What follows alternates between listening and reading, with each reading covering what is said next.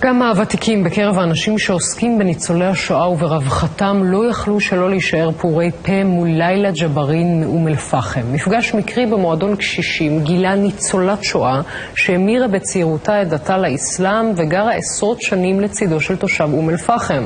הסיפור של לילה או הלן, אחד הסיפורים יוצאי הדופן שנעסוק בהם לקראת יום השעה, אולי סיפור יוצא הדופן ביותר, הכתבה של חיים ריבלין. איך לקרוא לך? איך שאתה רוצה, הלן, לילה, לאה, איך שאתה רוצה. גם בשמיעה נוספת, בלי לזהויות כאן מבלבל. לילה ג'בארין מאום אל-פחם, מוסלמית, אמא ל8, סבתא ל30 נכדים ו4 נינים, נולדה לפני 70 שנה בשם הלן ברשצקי.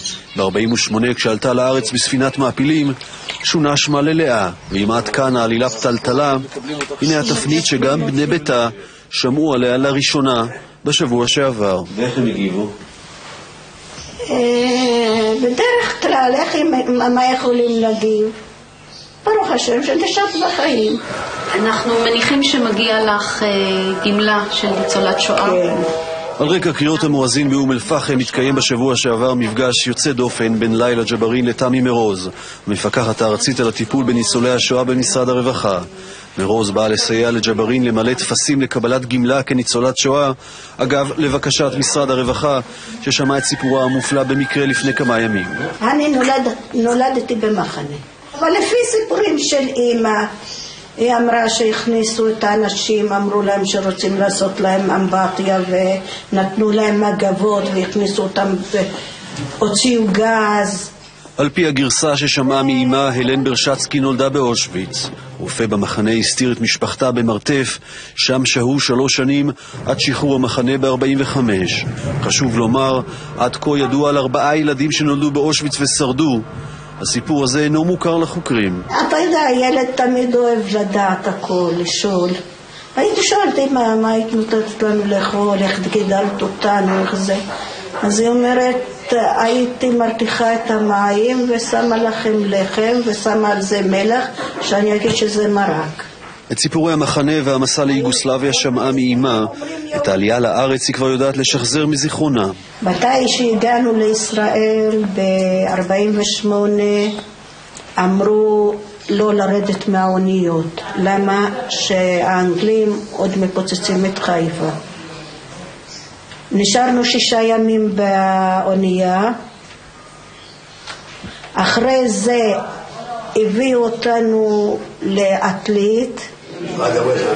באותה השנה משפחתו של מוחמד ג'בארין נמלטת מכפרה ועוברת להתגורר באום אל-פחם. כעבור כמה שנים, ג'בארין וברשצקי נפגשים ברמת גן. הוא היה פועל ואני הייתי בחורה בבית ספר. תמיד כמו גברים מתחילים, ויש גיל טיפש, תמיד מפחדים ממנו.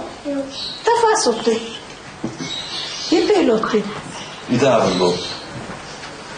52 שנה מתגוררת ג'בארין באום אל-פחם. השכנים יודעים שהייתה יהודייה, אבל מלבד בעלה, איש לא הכיר את סיפור ילדותה. אמרתי, יבוא יום שהם יגדלו, ואני אהיה כבר זקנה, אני אתן להם לשבת, אספר להם כמו סיפור. היום הזה עוד לא הגיע? עוד לא הגיע. זה לא מקרה יוצא דופן שלא סיפרת לילדים שלך, אבל לפעמים צריך לקחת את האומץ אם זה מתאים, לספר. זהו, זה צריך לחפש את הזמן. הזמן הנכון. אבל חשוב, אני חושבת... למה שלא תמיד את יכולה לפתוח את הפצעים? עכשיו אני יודעת את כל הסיפור. מתי עכשיו?